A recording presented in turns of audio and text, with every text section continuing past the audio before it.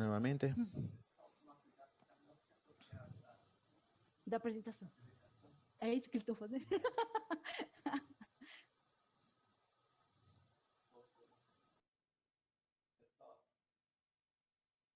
Pessoal, tá.